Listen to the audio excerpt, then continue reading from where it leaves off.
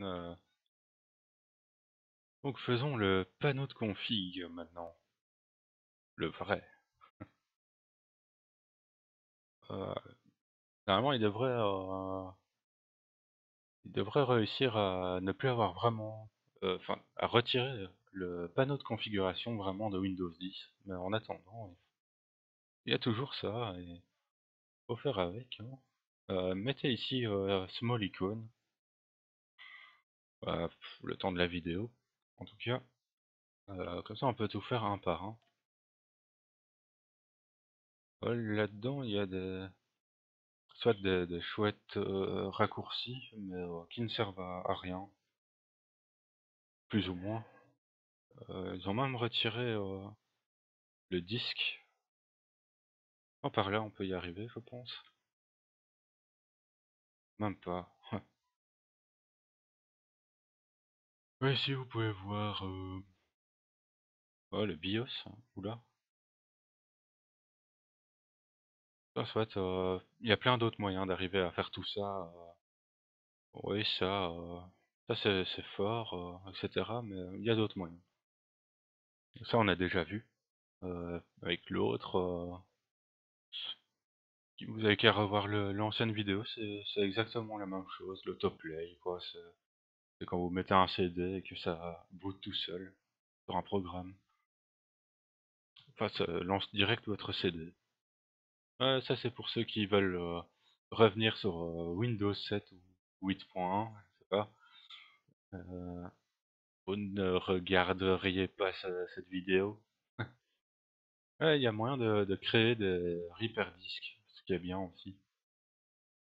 De votre système d'exploitation, sur les PC portables déjà,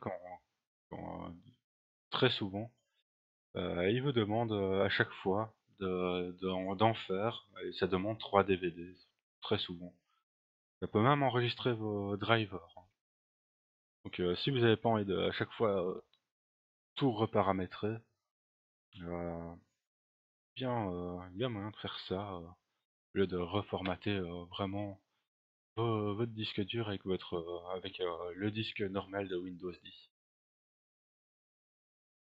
Euh, ouais, ça c'est cool, parce que là-dedans, vous pouvez calibrer le display.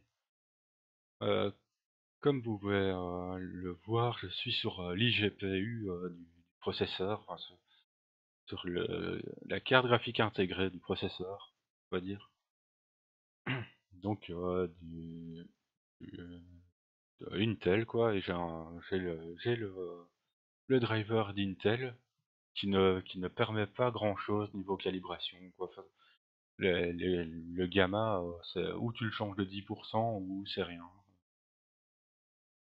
Et par ici, on peut régler très finement le gamma, le contraste. En plus, il y a des images qui aident, mais c'est très dur, hein, de réussir à se calibrer tout seul parfaitement. Ça, hein. C'est un peu comme accorder une guitare, je sais pas. C'est quasi impossible de le faire tout seul. Normalement, les professionnels utilisent carrément un truc exprès pour ça, une genre de caméra qui se colle à l'écran sur des pattes, hein, et qui regarde les couleurs, etc. et vous dit qu'est-ce qu'il y a besoin de changer. Ouais, ça peut coûter très cher, mais sinon c'est dans les 70 € pour une bonne déjà, je dirais. Euh, pour les jeux vidéo aussi, enfin, pour les jeux vidéo rapides, je parle. Je ne conseille pas de calibrer à fond l'écran, ça sert à rien. En fait, quand votre écran, hein, il y a écrit, oui, il est 1 milliseconde. Euh, Allez, bah, ça on voit souvent que c'est écrit. Ils écrivent même plus que c'est le grey to grey, mais non, le G to G. Oh là là. Ouais, il y a souvent écrit, oui, c'est un milliseconde de réponse. En fait, il ne parle juste que du grey to grey, on appelle ça. Et pas enfin, du grey to grey, quoi. Et Tout ce que ça change, c'est que les images sont plus fluides à l'écran. C'est le temps que l'écran prend pour passer du gris à une couleur, et puis de retirer la couleur et repasser au gris. Oui, je dis gris, parce que quand vous ne calibrez pas à fond un écran gamer, il est tellement lumineux et lumineux, oui, que c'est pas du noir profond, c'est du gris, en fait. Et c'est pour ça qu'ils peuvent écrire là-dedans, oui, il est à 1 ms. Ouais, mais si vous vous amusez à régler le tout, en fait, ça, on appelle plus ça le grey to grey, mais le black to black. Et là, enfin le B to B, BTB. Et là, ça le fait passer de 1 ms à 3 ms, plus ou moins. Et, et si vous avez un écran 5 ms, ça triple, hein. C'est en gros triplé, hein. Et, et voilà pourquoi il ne faut pas calibrer à fond un PC gamer. Très souvent, de toute façon, la plupart des gamers tapent tellement haut dans le gamma que c'est impossible de calibrer parfaitement. Donc voilà.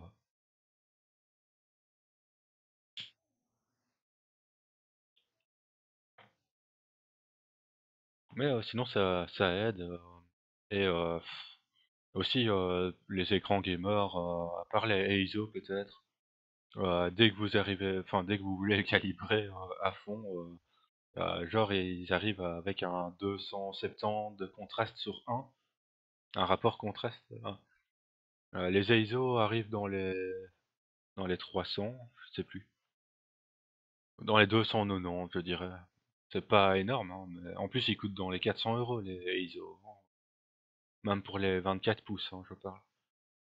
Et ce qui est bien avec les ISO, ça c'est pour les professionnels, hein, les dessinateurs,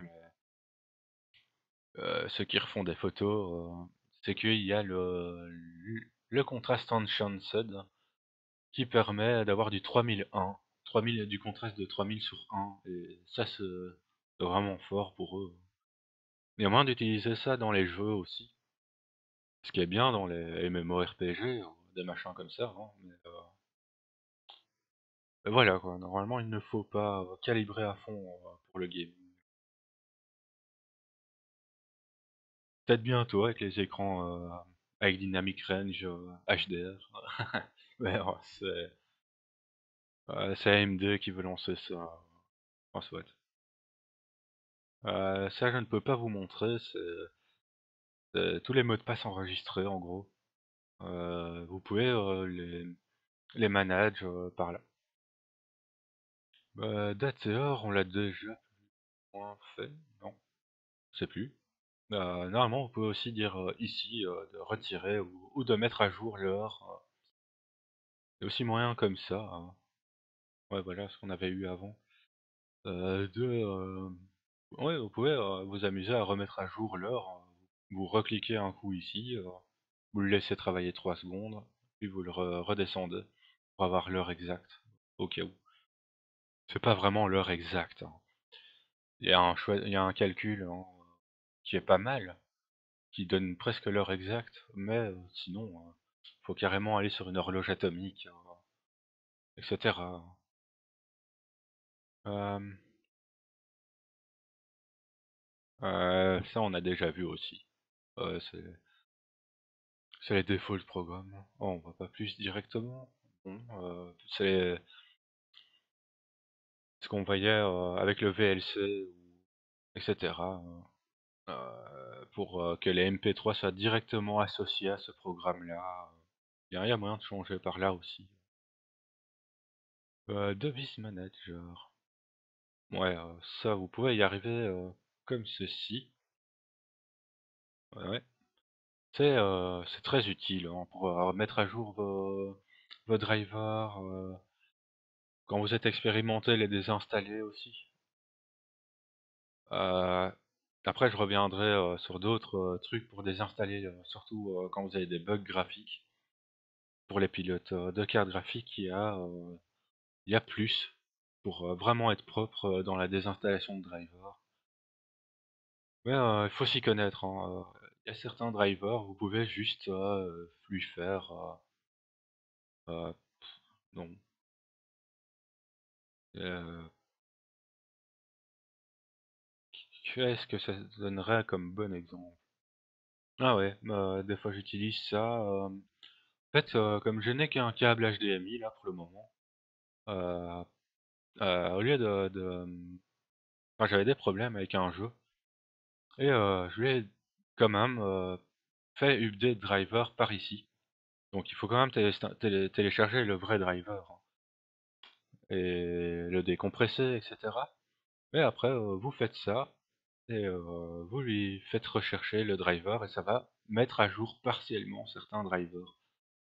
Parce que sinon ça aurait bloqué mon câble HDMI dans mon écran, quoi.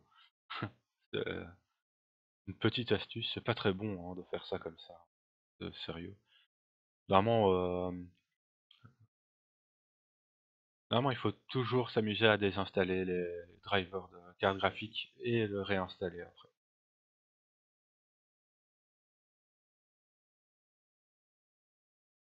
Bon, voilà. Euh,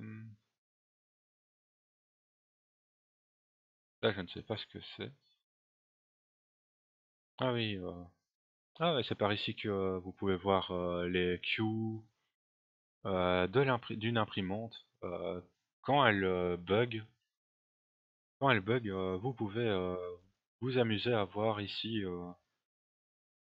Si vous avez 30 000 imprimantes aussi, que vous vous déplacez souvent, vous pouvez en remove. Parce que normalement, elle reste là. Mais normalement, quand vous en avez une active, vous pouvez voir son queue, euh, son truc d'impression. Vous pourrez voir toutes vos demandes à imprimer qui n'ont pas fonctionné, etc. C'est très mal fait, hein. C'est très mal écrit, etc. Mais ça aide, hein, au lieu de... Comme je disais dans l'ancienne vidéo, enfin dans la précédente vidéo, ça aide. Euh, Vous pouvez aussi faire la calibration de couleurs ici. Ouais, le clear type, comme je disais, sur les écrans, sur certains écrans, vous avez du mal à lire. Il y a moyen de paramétrer. Et sans forcément changer la police. Là, ça va changer tous les textes écrits hein, de trucs. Enfin, il faut aimer. Hein. Euh, pour les gens qui commencent à mal voir, c'est pas mal. Je ne sais plus ce que... Ah oui, là-dedans. Vous pouvez désactiver ça. euh, Parce que c'est pour le narrateur. Hein. Oh là là là. C'est pour les souris muets. Il y a d'autres trucs à... Ah mais c'est ici qu'il y a le filtre que je parlais. Quand on appuie 5 fois sur Shift, bien là-dedans, il y a moyen de le retirer. Et il y a plusieurs trucs à retirer qui sont pas mal. Je ne sais pas où il est.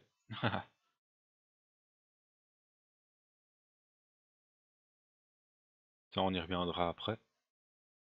Ah, je vous laisse faire ça. Là, vous pouvez changer les clics des souris. Mhm. Enfin, il y a un autre moyen. Normalement, il y a un autre truc à désactiver aussi là-dedans qui est vraiment pompant dans les rames. Mais allez, tous ces trucs-là, pour ceux qui en ont vraiment besoin, je n'ai pas envie de dire une connerie parce que ça deviendra illisible pour eux après. Donc voilà.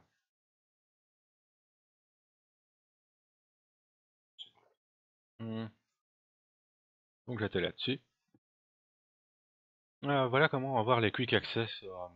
Normalement, par défaut, ils restent sur TIS-PC. Ce qui fait que vous n'avez pas ça ici, en tout cas. Et qui reste tout en bas, je pense, le quick access.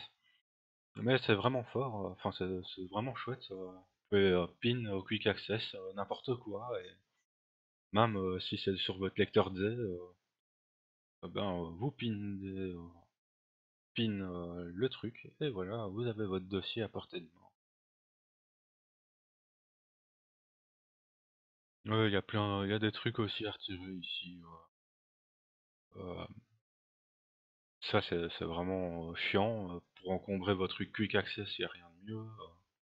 Ah ça, ce truc. Alors ce machin là, il y a beaucoup de trucs à retirer aussi. Ça, vous pouvez activer. euh, Au lieu d'avoir des thumbnails de vos vidéos, vous aurez une bête icône de votre programme quoi, affiliée à ça. Ou les images aussi. J'en ai déjà vu avec des 5000 images. En fait, ça bouffe des gigaoctets de disque dur. Hein, ça. Enfin, que ça enregistre à chaque fois une image pour la vidéo. Ça ralentit grandement en plus quand vous surfez sur votre disque dur externe ou je ne sais quoi. Hein. C'est à désactiver tout ça.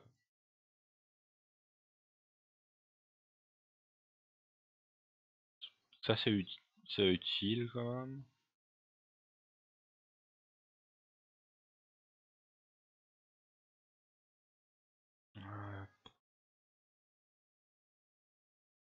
Euh, Ça je vous conseille de pas changer si vous êtes novice. Moi j'aime bien parce que il y a l'AppData, euh, le dossier AppData qui est en mode caché, on ne sait pas pourquoi, qui permet d'accéder aux apps. Ouais, c'est pour des trucs très rares. Hein. Mais ça demande presque rien en RAM. Hein. Voilà. Ça par contre c'est chiant pour ceux qui s'y connaissent. Euh, Hide l'extension du fichier, ça veut dire que ça retire le .txt là derrière. Ah c'est vraiment chiant hein, pour ceux qui s'y connaissent. Au lieu de se créer un bête fichier et lui mettre après .txt et qui se transforme en texte ou en truc plus avancé, euh, bien il le laisse caché et c'est impossible de le changer comme ça. Donc faut obligé créer le fichier en fichier d'écriture, je ne sais plus quoi. Ah, c'est vraiment chiant quoi. Pour d'autres programmes aussi c'est chiant. Il n'y a pas que pour ça, hein. J'avoue. Ça j'ai jamais touché.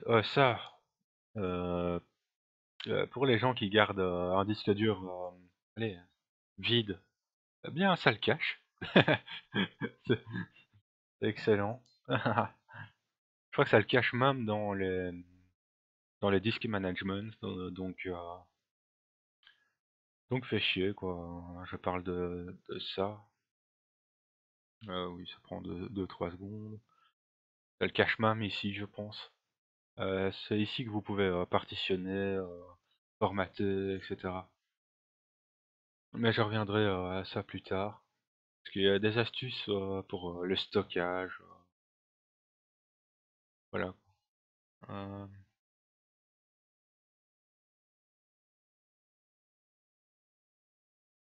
euh, Ça c'est cool aussi pour ceux qui ont l'habitude parce que ouais.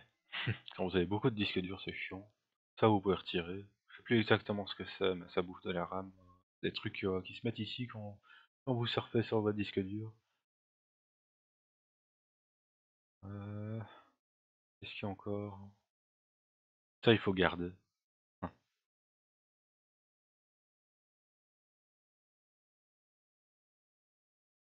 Ouais, j'en oublie un, je pense. Soit, je ne sais plus.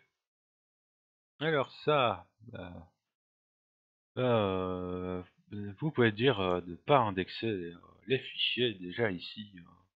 Il y a beaucoup qui oublient ce truc-là, enfin, qui retirent l'indexation seulement en retirant le service Windows Search. Enfin voilà quoi, c'est donc Windows Search comme je dis, voilà. Vous lancez ici clic droit sur votre démarrer, vous faites exécuter ça. Vous écrivez services avec S donc .msc. C'est un grand classique, hein. Il y a un autre moyen d'arriver ici, mais c'est beaucoup plus long. Et ils disent de désactiver ceci. Ouais. Ça retire aussi, en effet,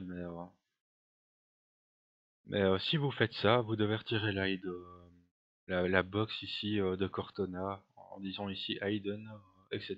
quoi.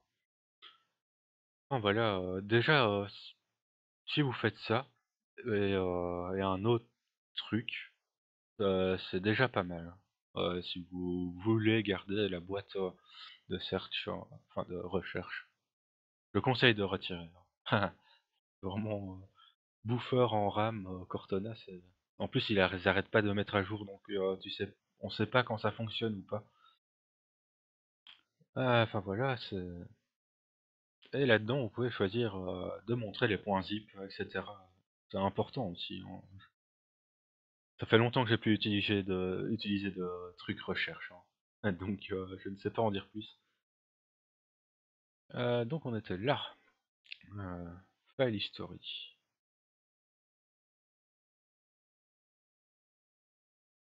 Il y a des trucs là-dedans qui sont importants.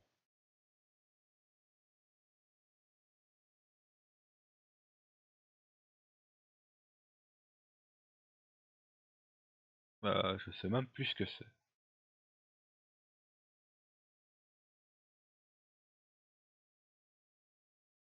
Non, je ne sais plus ce que c'est.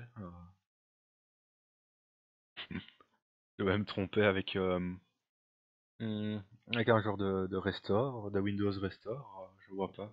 Je vais pas paramétrer ce truc. Mais bon, ça sert à rien, se changer les polices. Home group, je le ferai peut-être dans une autre vidéo pour montrer comment faire des mises à jour de BIOS par réseau local ou faire des des installations de Windows par réseau local. Mais c'est à passer dans le BIOS, etc. Enfin voilà, euh, il y a pas mal de trucs quoi là-dessus à dire quand même. Hmm, je ne sais plus à quoi ça sert non plus parce que j'ai retiré l'indexation des fichiers, mais par ici aussi. Et je vous conseille de le faire. Mais ça prend un temps monstre, surtout si vous avez beaucoup de fichiers. Donc, vous décochez la case ici. Euh, voilà, quoi, ça va. Et vous faites appli, et là, vous aurez une fenêtre pendant très longtemps. Le mieux, c'est de le faire directement quand vous installez Windows. Surtout les volumes, hein, vous pouvez le faire. Bon, pour le stock, ça passe encore, mais sur SSD, c'est de la merde. Enfin, c'est vraiment nul. Et, euh, et voilà, quoi, ça ne sert à rien. C'est juste pour les recherches plus rapides. Moi, je préfère que mon HDD travaille sur les jeux, enfin, sur ce que je suis en train de faire, au lieu de faire des trucs à gauche et à droite pour que mes recherches soient plus rapides. Ça ne sert qu'à ça, hein. Et à afficher plus vite les fichiers dans un gros dossier. Ouais, non, ouais. Enfin, ça ne sert pas à grand chose dans beaucoup de trucs. Là-dedans, il y a quand même des trucs. Normalement, ça ne touche que Internet Explorer, hein, mais vous pouvez désactiver ça.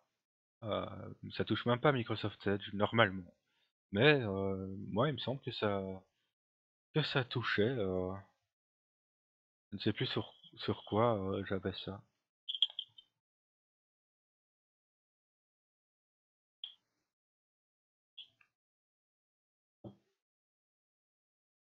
Et je ne sais plus ce qui est important. Vraiment ici, il y a quelque chose de pas mal. Genre utiliser le smooth scrolling, c'est pas mal. Non, je sais plus.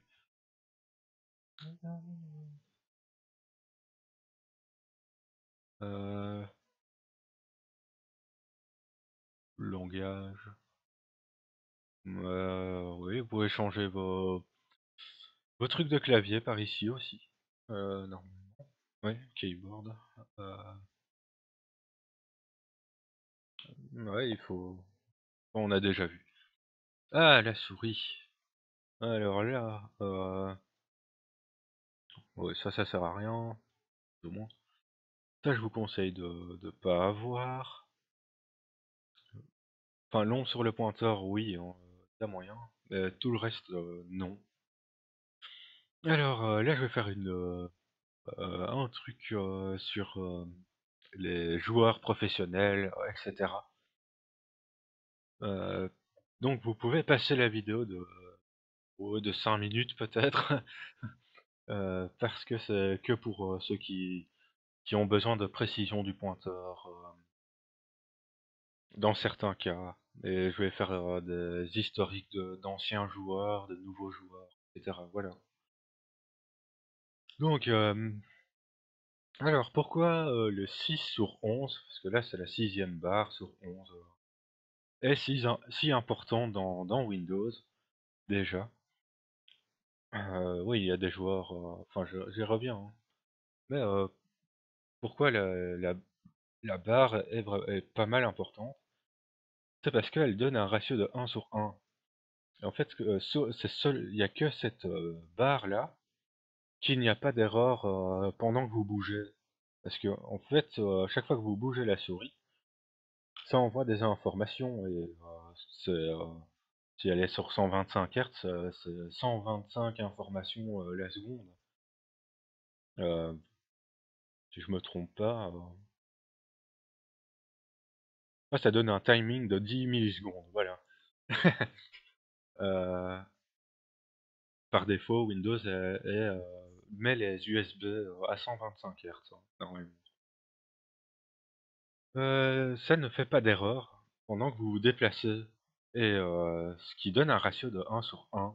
Ce qui fait qu'en fait, quand vous vous déplacez, ça ne change jamais de la distance parcourue sur l'écran.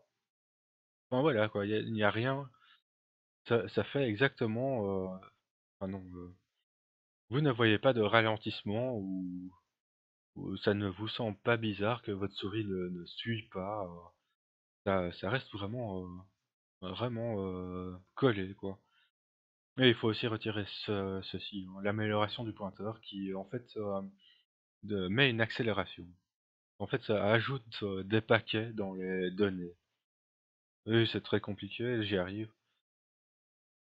Donc, c'est le seul moyen d'avoir du 1 sur 1 avec Windows.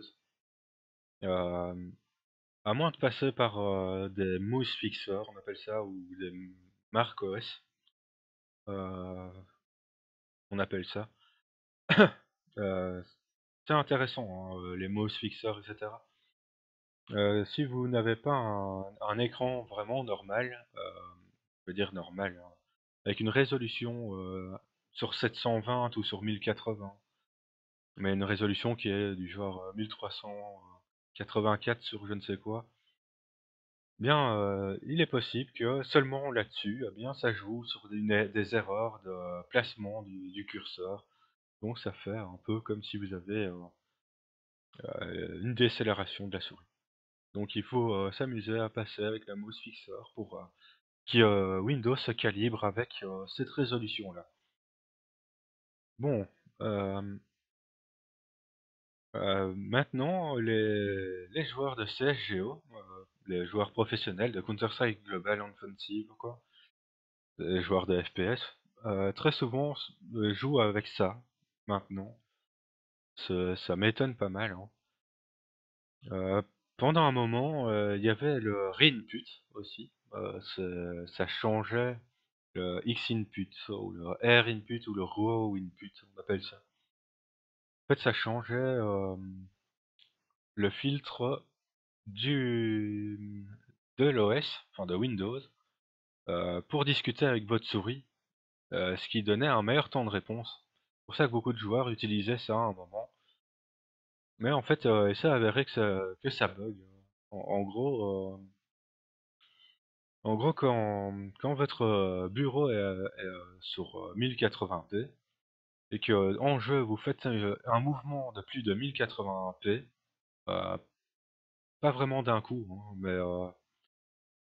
mais dès qu'il arrive à la fin de l'écran, eh bien, il va avoir un court moment de bug, parce qu'il va pas charger, les 180, p, derrière. Oui, comme c'est un jeu 3D, vous pouvez tourner sur vous-même, et faire, beaucoup plus que 1080 pixels. Eh bien, ça bug avec ça. Donc les joueurs ont arrêté, enfin pour beaucoup, je crois qu'il y en a encore, hein, 1 ou 2, mais beaucoup ont arrêté, d'utiliser leur input pour ça, quoi. Ouais, sinon, pour les joueurs de RTS et aussi, avant, un peu avant même, même au départ de Global Offensive, en fait, beaucoup de joueurs professionnels jouaient avec, le curseur sur 4 sur 11. Parce que ça fait des erreurs de paquet quand vous bougez la souris et ce qui donne une décélération et ce qui empêche, en fait, de faire des mouvements trop grands sans s'en apercevoir et de dépasser la tête de l'ennemi. Et même dans les joueurs RTS aussi aiment bien, se taper, le 4 sur 11 aussi, normalement. Mmh. Même si beaucoup aiment bien le 6, aussi, hein. Là, c'est plus, du 30-70, je veux dire. Heu, oui, évidemment, par driver de la souris, il y a moyen de changer, le décélération et l'accélération. Problème, c'est, enfin, beaucoup de drivers souris n'ont pas, d'accélération sur la durée. Et là, en fait, quand vous mettez sur 4 sur 11, bien la décélération ne commence à se faire sentir que vers la fin du mouvement et pas, directement. Alors que si vous le mettez par, le driver de votre souris, il va compter directement les paquets en moins, ce qui, vous sentez directement la décélération du truc. Donc voilà quoi, c'est un peu dur à expliquer un peu plus loin, hein, mais oui, il y a encore un ou 2 joueurs qui s'amusent avec, l'amélioration du pointeur, hein. C'est, enfin, quoique, moi, je préfère encore, quand je mets de la, quand je mets de l'accélération, je préfère passer par le driver de la souris. En fait, je mets dans le driver de la souris 2 et un en décélération, par exemple. Je préfère, c'est plus droit, plus net. Là-dedans, il fait des erreurs de paquets, un peu aléatoires, alors que pas dans le driver. Ça, c'est ce que je disais, on l'a déjà vu dans l'autre vidéo. Mais voilà, j'ai fini, là-dessus, Ah oui, il faut savoir oui, faut savoir aussi qu'avant, les souris, dès que vous dépassiez les 450 de DPI, je parle, d'anciennes, hein, d'il y a 3 ans, je veux dire, avant les processeurs ARM, même si c'est vraiment nul, en fait, intégrés dans les souris, hem, qu'à 450 de DPI, elles pouvaient, déjà, se taper, de la décélération et qui vient de la souris, hein. Et faut savoir, maintenant c'est plus, vers les 1050 de DPI que ça commence à foirer et ça dépend les souris. Mais c'est de très peu, et cetera. Mmh. Avant les joueurs, s'amusaient carrément à jouer avec, 250 de DPI, ça, je parle d'il y a très longtemps, hein, avec du 4 sur 11, enfin c'était sur, Counter Strike 1.6 tout ça, mais voilà, donc c'est quand même important de faire gaffe aux DPI max utilisés. Il y en a certaines, c'est 3000, hein, DPI plus ou moins. enfin d'après ce que j'ai déjà lu, ou 3500 quand même. La Rival, SteelSeries Rival est une des plus précises sur le ratio 1/1, carrément. Enfin, sur un truc haut DPI. Et en plus, il a un suivi, comment ils appellent ça? 2 mètres. Comment on appelle le, le, le drag par mètre. Enfin, elle peut calculer 8 mètres d'un coup. Si vous faites un mouvement de 8 mètres, voilà, il n'y a pas de saccade dedans. Enfin, oui, la Rival 300 a des problèmes. Donc faites gaffe à celle-là. Et la Rival 100 n'a pas le Pixar, je crois, dans le truc optique, donc ça ne joue pas non plus. Mais voilà, je crois que j'ai tout dit. Je reviendrai peut-être sur les souris à un moment, sur leur temps de réponse, surtout. C'est pour ça que je disais que les processeurs ARM, c'est nul. Mais voilà. Sinon, elle va faire 1 heure la vidéo là. Donc ça, on a déjà vu. Vous pouvez mettre sur 4. Moi, j'aime bien. Au lieu de 3. C'est une question d'habitude, hein. Voilà. Tout ce qu'il y a dans la souris. Ouais, ça c'est encore pour paramétrer le groupe ou pas. Euh, Ça je vais par un autre moyen, par ici. Network Connection, c'est beaucoup mieux que se retaper le panneau de config, hein. Et je ferai des vidéos là-dessus avant, après, certainement. Ah oui, ah si. Ça vous pouvez... le screen saver, comme... Euh, Moi j'ai l'habitude d'éteindre toujours mon écran. Et si vous avez un écran LED, je vous conseille de faire comme ça, à chaque fois que vous quittez votre PC, éteignez-le et rallumez-le. Voilà. Mais sinon, c'est vrai que pour les écrans LCD, c'est plutôt faire gaffe à éteindre, allumer. Voilà quoi, c'est certains écrans, ils peuvent rester des milliards d'heures allumés, mais ne peuvent s'éteindre et se rallumer que autant de fois. Voilà. Les LED chauffent trop, donc c'est assez mauvais de le laisser allumer tout le temps. Voilà pourquoi vaut mieux l'éteindre. Mais voilà, sinon pour les écrans, ouais, j'en ai marre de ce machin-là, mais comme c'est mauvais, très mauvais en fait pour les écrans de rester sur la même image tout le temps, donc si vous laissez 1 heure votre écran allumé sur la même image, c'est très mauvais. Et il vaut mieux avoir un screensaver qui bouge derrière, genre mettre des photos de famille, ou le truc là où ce que vous écrivez ce que vous voulez, que ça fasse un message en 3D, là, enfin, voilà quoi. Et le mettre sur 5 minutes, un machin comme ça. Enfin, moi je le mettrais sur 3 ou 4 minutes quoi. Oui, vous pouvez désactiver les sons de Windows, là. Mais c'est pas mal. Hmm. Alors, ça y a rien. La plupart des services, moi je les supprime, c'est des trucs de fax, voilà. Alors, enfin, alors là pour le PC portable, les PC portables, etc. C'est très important de passer par ici. Normalement, vous voyez votre batterie ici tout le temps, hein. Mais sinon, passez par ici. Et,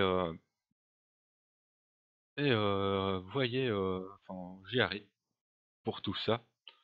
C'est très, très important. Ça, bon, c'est assez complexe. En fait, c'est très mauvais pour les disques durs, hein. Ils ont plus de chances de s'abîmer quand ils s'éteignent, ils se rallument tout le temps parce qu'ils vont ranger la. Enfin, ça dépend les disques durs. Ils vont ranger leur tête de lecture, dans un compartiment. Je ne parle pas des SSD je ne parle pas des SSD, mais tout le reste, oui. SSHD, HDD. Ils vont à chaque fois ranger leur tête de lecture là, dans un compartiment et à chaque fois la ressortir. En fait, vous avez beaucoup plus de chances qu'il s'abîme, enfin que la tête de lecture touche votre disque dur comme ça, en la bougeant, en s'arrêtant, quoi. Parce que quand il tourne, il y a un coussin d'air qui fait que ça tient en l'air en plus. Enfin voilà, sur PC portable, il y a moyen de le désactiver, enfin de le laisser en turn off, mais c'est très risqué aussi. Et ça dépend les HDD. Ah, non, ça dépend. Les Toshiba peuvent ne pas avoir euh, enfin, les Toshiba souvent ont leur tête de lecture qui se met au milieu du, en plein milieu du. Enfin, je parle des SSD 2.5 pouces hein, de PC portable aussi. Qui se met au milieu. Ça, c'est le pire, quoi. Et si ça griffe dans les premiers trucs, ça peut toucher directement le OS, etc. Enfin, je suis pas un professionnel dans la réparation de HDD, voilà, n'empêche. Je me connais un peu, mais il y a plein de trucs à savoir. Mais voilà, quoi. Donc, certains, sur Toshiba, exemple, vaut mieux ne jamais le mettre en off. Euh, à part pour économiser de la batterie, évidemment. Euh, Mais voilà, moi je le conseille de laisser actif tout le temps. Sur SSD, oui, vous pouvez le mettre à 5 minutes. Euh, 5 minutes, c'est un peu comme les screensavers, c'est un peu chiant. Voilà, si vous avez l'habitude. Le slideshow, vous en avez besoin pour faire défiler vos photos si vous mettez un screensaver. Oui. Ça, ouais, souvent ils le mettent sur maximum power, non, low power saving. C'est déjà pas mal, ça joue pas trop sur les performances du réseau Wi-Fi, hein. C'est sur PC portable là que je parle. Mais oui, même le mettre sur Medium, des fois, ça ne fait presque aucun changement. Maximum, ouais, non. Il y a un gros debuff, hein. Ça on l'a vu, mettre sur Never. Normalement, si vous mettez Never Hibernate, le truc hybride ne fonctionne plus. Ouais, ouais, je sais pas pourquoi on l'a pas vu. Les USB, hmm, ça, c'est. Là, oui, j'ai 5 USB 3.0 qui ne sont pas utilisés, donc j'ai activé. Non, je le conseille de pas le mettre.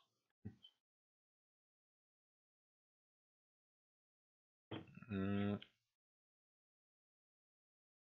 ça peut faire bugger certains trucs. Après, vous vous demandez pourquoi l'USB ne fonctionne pas. Et en fait, dans votre BIOS, après, enfin, les USB non actifs seront désactivés. Il faudra passer par le BIOS. Ouais, gna gna gna. C'est assez lourd. Ça, c'est carte graphique intégrée. Sur PC portable, oui, enfin, c'est vrai qu'il y a beaucoup de PC portables qui ont une carte graphique dédiée. Les 900 GTX 950M, les machins comme ça. Mais donc ça ne jouerait pas hein, de mettre ou performance ou pas, hein. Ça peut aider pour ceux qui streament avec leur PC portable, par contre. Parce qu'il y a moyen d'utiliser le CBR, le Quick 5, et ça utilisera un petit peu la carte graphique intégrée pour aider le stream. C'est pas mal, hein. Euh, oui, ça là-dedans, je vous ai déjà dit dans l'ancienne vidéo. Normalement sur PC portable, vous avez un truc pour de faire aucune action quand vous fermez le clapet du l'écran du PC portable. Qu'est-ce que c'est chiant quand il est en s'éteindre automatiquement quand vous fermez l'écran, quand je trouve. Ça, sur PC portable, il le laisse souvent, sur, même, en balance, hein, je parle.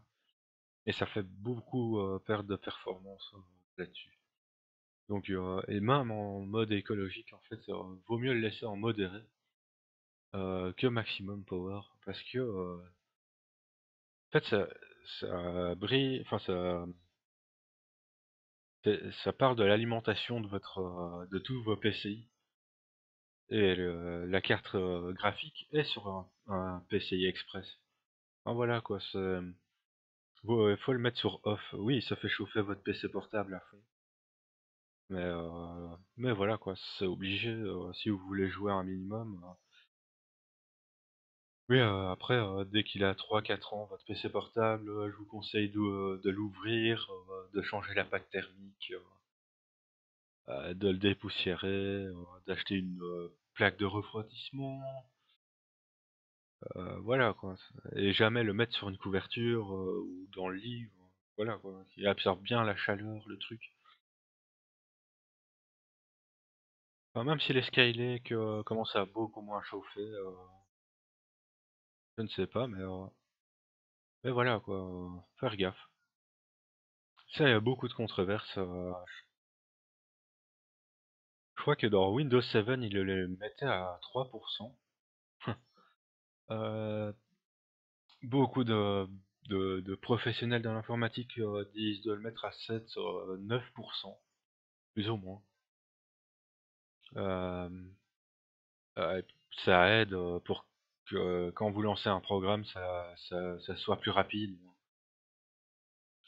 C'est vraiment, bien ce qui est écrit, hein, en fait, moi, je le mets à 11 parce que là, je suis sur un Skylake et quand tu vois, le Skylake, qui va à un V-Core de 0,5, 5,8 de V-Core, ben, tu te demandes un peu, s'il fonctionne encore. Je sais pas, enfin et après les gens, ils crachent sur la stabilité des Skylake, mais bon, enfin, au moins, là, il reste dans le 6 de V-Core, je veux dire, 0,6, 6,25. Enfin, c'est après à regarder dans CPU-ID. Mais voilà, moi j'avais trop peur et je l'ai mis là-dessus. Oui, sur PC portable, pour regarder un film, si votre PC ne chauffe pas trop, vous pouvez vous amuser à le mettre en passif un coup. Ça va réduire euh, la puissance du ventilo, quoi.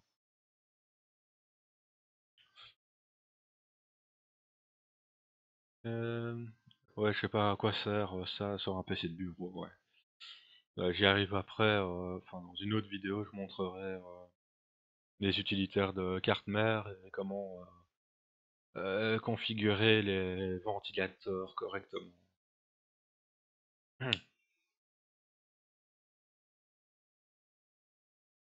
Et comment bien les optimiser, surtout en acheter des bons, je veux dire. Euh, ouais, ça c'est chiant aussi, mais comme je disais, il y a certains écrans, les LCD, ils peuvent, enfin, préférer ne pas se faire éteindre, etc. Hein. Ça c'est très nul. Je vous conseille de retirer ça. Euh, Après, je ne sais pas si ça fonctionne avec Skype pendant les conversations audio, enfin, enfin les conversations avec webcam. Si ça... Parce que c'est quand même chiant de voir des gens, ah oui, attends, je vais sur internet, et puis tu les vois flasher, se ramasser une flèche dans la tronche.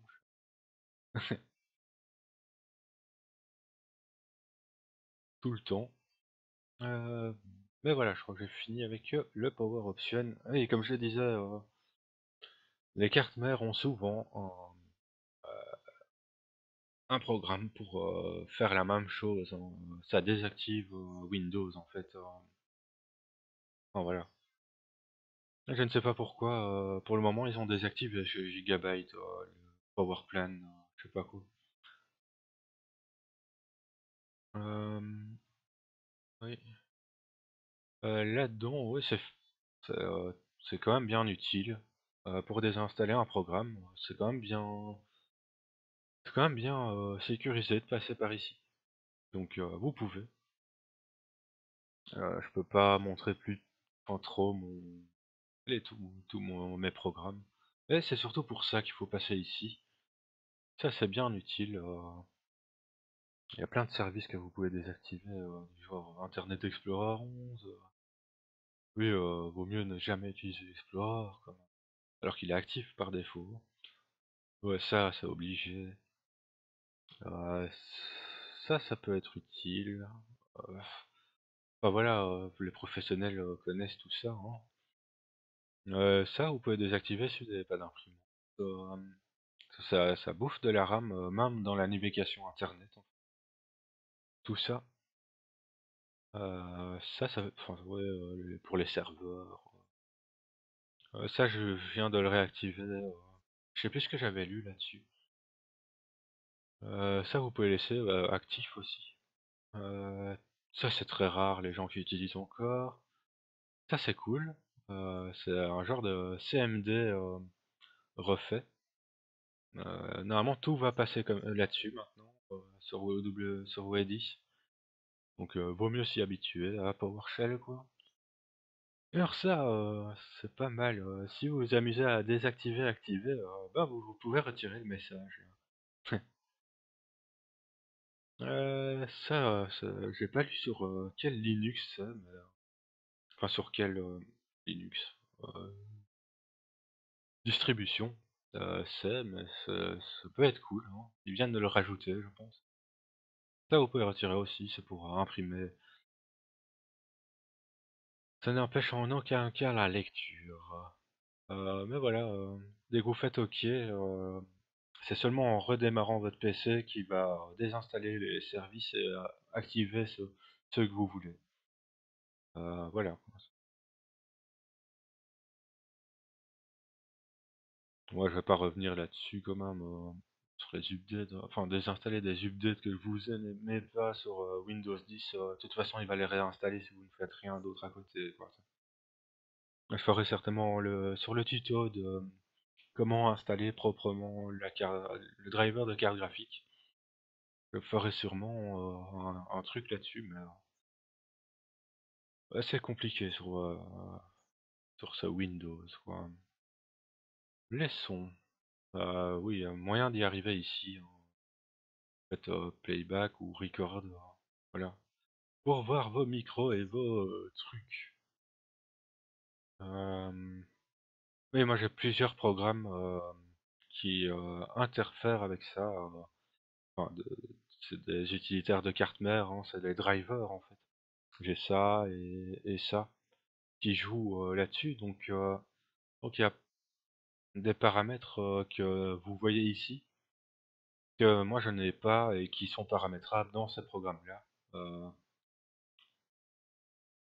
Cette vidéo commence déjà à faire trop long, donc j'arrive après sur l'équaliseur, etc.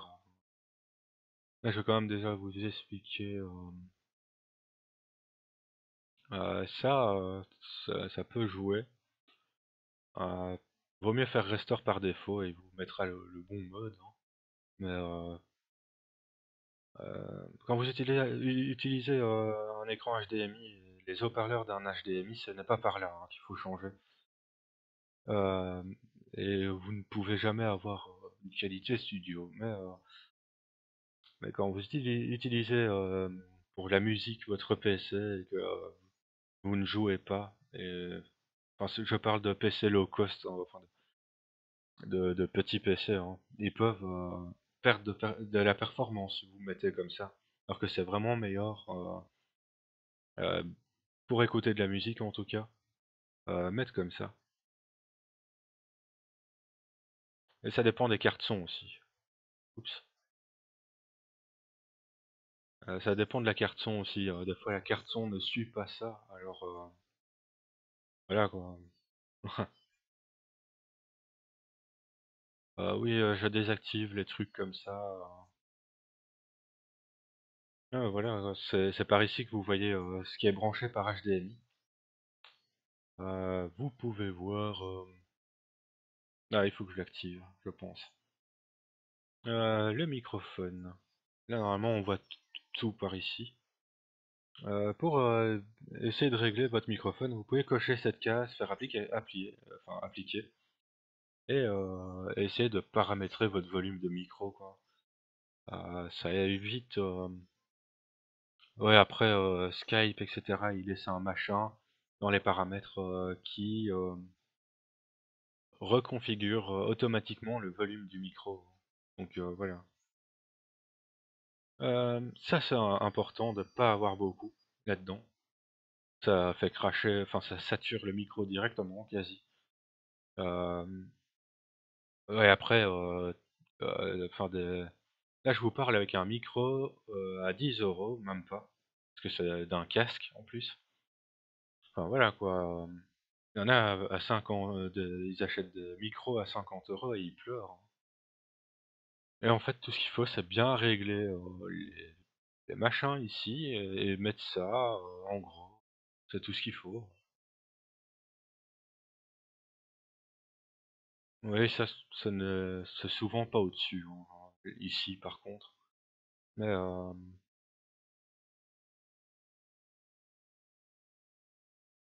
l'anti et que enfin, l'écho, c'est quand vous êtes sur haut-parleur.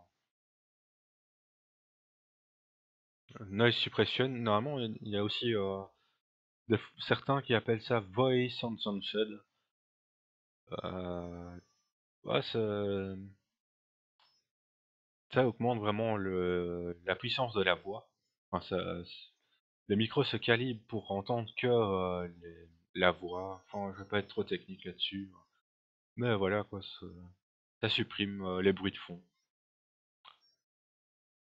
Je ferai peut-être une vidéo ouais, sûrement, je ferai une vidéo aussi sur les micros en tout genre. Parce que voilà, parce qu'il y a beaucoup de trucs à savoir. Ah, et mettez ça aussi, ça c'est vraiment chiant. Quand vous parlez, ça baisse tous les sons des autres programmes. Hein. Qui ne connaît pas ça?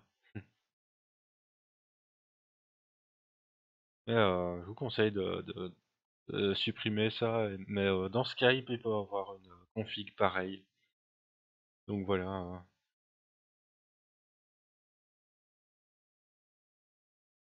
Euh, ouais, bon, ça, je ne sais même plus. Ça, c'est pour les NAS, je pense. Les NAS, euh, je reviendrai sur une autre vidéo en parlant des raids là-dessus, quoi, parce que c'est compliqué, quoi. C'est des disques durs en dehors du PC, dans un petit boîtier, genre, connecté par votre réseau internet, enfin, votre RJ45. Même pas s'il y en a sur Wi-Fi. Non, ça doit être nul. Voilà, c'est par ici que je passe souvent. Oui, ça, c'est très important. Euh, donc oui, ça, comme je disais, pour que ce soit vraiment propre dans l'installation de driver, si vous êtes novice, ne faites pas ça, hein. Ne mettez pas sur nom, mais parce qu'il y en a même pas besoin pour pas vraiment besoin pour mon truc, hein, mais c'est intéressant sinon de mettre ça sur nom. Euh, Là je le fais pas parce que j'ai peur que mon HDMI se casse la gueule. Parce que, voilà. Euh,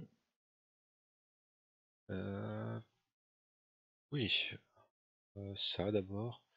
Vous pouvez supprimer tout ça, en copier.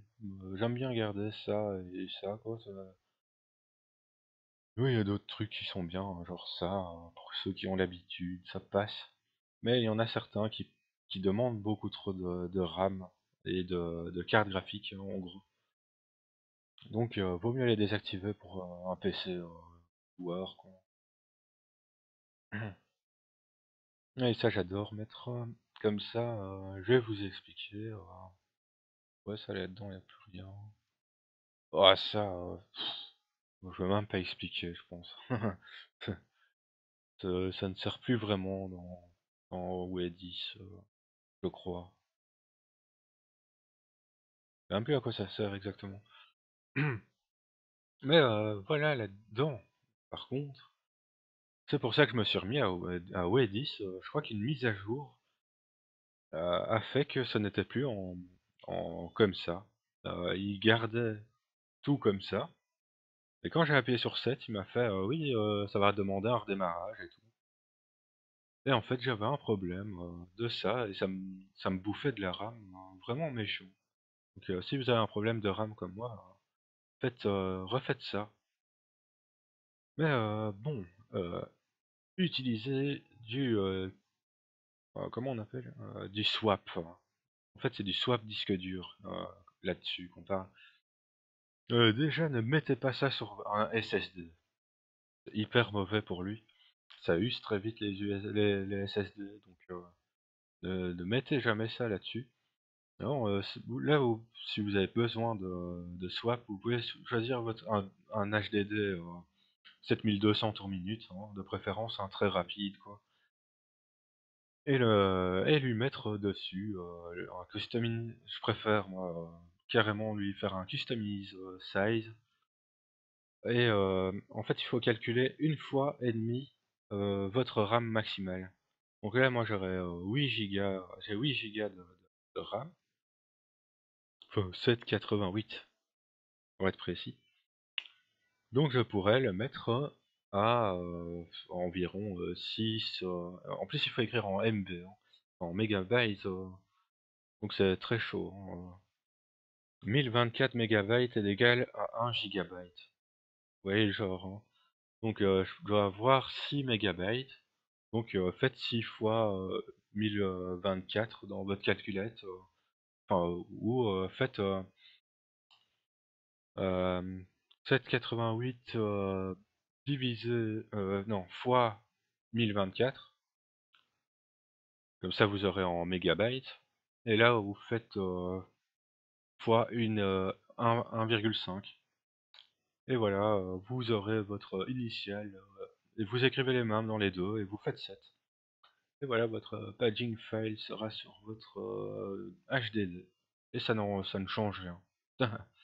Donc mais sinon en fait pour pour les comment dire comme vous pouvez voir ici en fait le no paging file, enfin le avoir un swap demande un peu de RAM. En fait ça met sur un cache de disque dur que vous avez alloué ici, hein. Ça met dessus des programmes pour qu'ils se lancent plus vite. En fait, c'est à jouer avec le prefetch, hein. Prefetch, un dossier qui est ici, hein, qu'on peut s'amuser à changer. Merde, la vidéo est trop longue, j'arriverai après là-dessus. Le prefetch. Voilà. En fait, vous pouvez voir ici tous les programmes que vous lancez et tout ce que Windows a, hein. Mais qui connaît pas les DLhost, hein, voilà. Et, oh, je joue à League of Legends. euh, et il a écrit là-dedans. Ben, il va ouais, prefetch les, euh, les programmes, enfin des parties de programmes sur votre disque dur grâce à ça, qui permet de lancer plus vite. Bon, oui, mais et ça fait gagner, ça aide la RAM, hein, en gros, en fait. Mais sinon, ça bouffe aussi de la RAM parce que la RAM est demandée euh, pour tenir le cache du disque dur prêt à apporter, quoi. Enfin, prêt à servir. Donc ça demande aussi quand même beaucoup de RAM, hein. Vous voyez ici, je suis en train de record, d'écouter de la musique, avoir 5-6 fenêtres. Et je n'utilise que ça. J'aurai le prefetch. Enfin, moi, je ne vois aucune différence, surtout si vous avez un SSD. C'est censé aider la RAM, mais pour moi, ça fait plus des erreurs. Oui, il n'y a pas assez de RAM sur votre truc, alors que vous en avez bien assez. Qu'autre chose. Donc, je préfère toujours retirer ça. C'est- Ouais, il y a aussi des machins sécurité hein, qui se mettent dessus, dans le cache. Qui permet en cas de crash de retrouver, mais Windows fait d'autres, il en fait d'autres hein, des fichiers d'erreur. Donc voilà quoi. Enfin, moi je déteste ça. Voilà. Ça, il se remet tout le temps. À chaque mise à jour Windows, il se remet. Pour les SSD, c'est très mauvais, hein. Pour les novices quand même, euh, oui, sur SSD, vous le retirez. Enfin, vous mettez disable, hein. Mais vous n'effacez pas. Vous le mettez en on, à 3 ou un peu plus. Enfin si, sur SSD, ouais, faut un petit 4 Go au moins. Et vous faites créer un point de restauration. Et après après vous remettez en off. Comme ça, si vous avez un problème, un pépin, eh bien, vous pourrez retourner à une version antérieure de Windows, quoi. Ah oui, ça vous pouvez retirer pour ceux qui n'ont pas besoin d'assistance par Windows, qui est très bien fait, hein, mais c'est beaucoup mieux que TeamViewer en fait. Voilà. Je me dépêche un peu parce que la vidéo, à mon avis, fait déjà 1 heure. On a déjà vu. Troubleshooting, il y a des trucs à désactiver là-dedans. Enfin, pour, euh, pour les non-novices, hein, pour les initiés, je parle. Certains sont très utiles, hein. Bah, il y a d'autres moyens d'arriver au troubleshooting, c'est-à-dire diagnostic, hein.